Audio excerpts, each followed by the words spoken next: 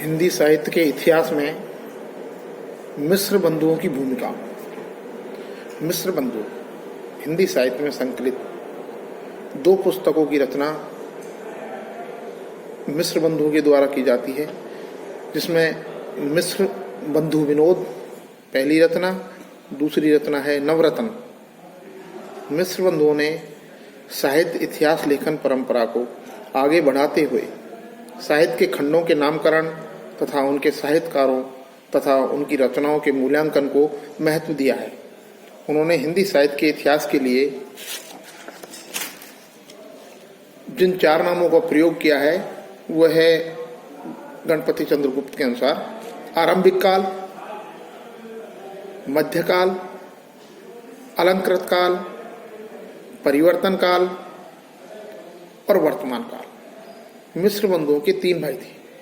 मिस्र बंधु तीन भाई थे, जिनमें पहला पंडित गणेश बिहारी मिश्र, दूसरा है राव राजा श्याम बिहारी मिश्र, राय बहादुर सुखदेव बिहारी मिश्र। मिस्र बंधु विनोद पुस्तक के प्रथम तीन भाग का प्रकाशन सन 1913 तथा चौथा भाग 1934 में प्रकाशित हुआ था। उन्होंने कुल 5000 रचनाओं का साहित्यिक मूल्यांकन करते हुए अपने ग्रंथ को मुख्य व गौण रचनाओं में बांधा है। मिस्र बंधुओं का इतिहास लेखन यदि एक तरफ रीतिवादी तो दूसरी तरफ हिंदूवादी माना जाता है।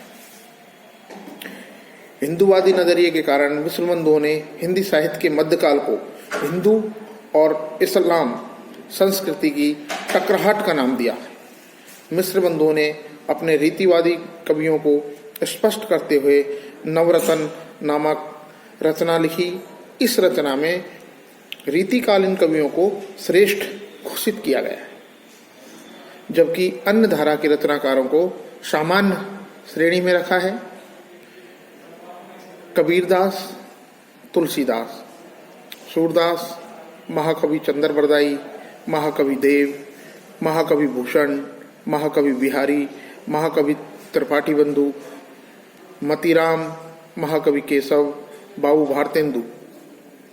मिस्र बंधुओं ने सूरदास और तुलसीदास जी की प्रशंसा तो की, लेकिन उन्हें रीतिकालीन कवियों से श्रेष्ठ नहीं माना गया। उन्होंने लिखा कि सूरदास जी की बाल लीला और वात्सल्य लीला चित्रण की चर्चा करते हुए लिखा है, मेरे ये दोनों इतने जीवंत हैं कि मानो वास्तव में कोई बालक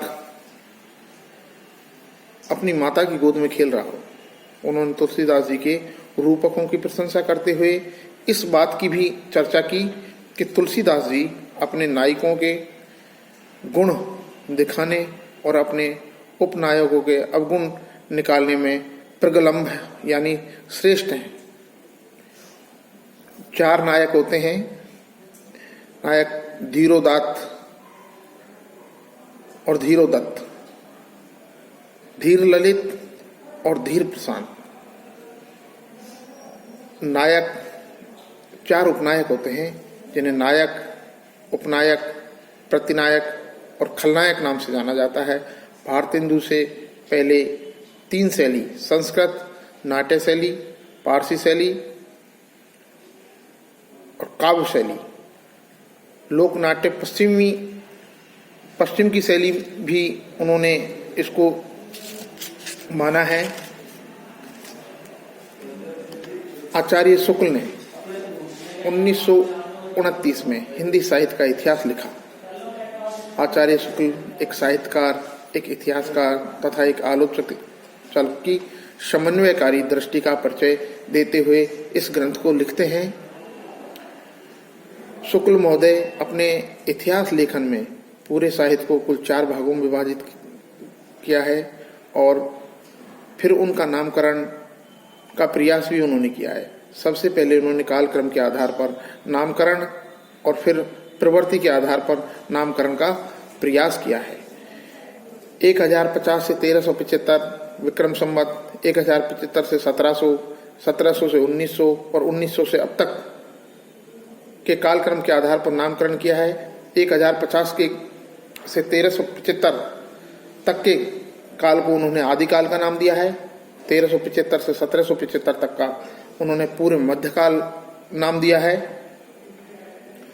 और 1700 से 1900 तक का जो काल है उन्होंने उत्तर मध्यकाल के नाम से अपने काव्य में लिखा है और 1900 से अब तक का जो काल चल रहा है उसे आधुनिक काल की संज्ञा दी है।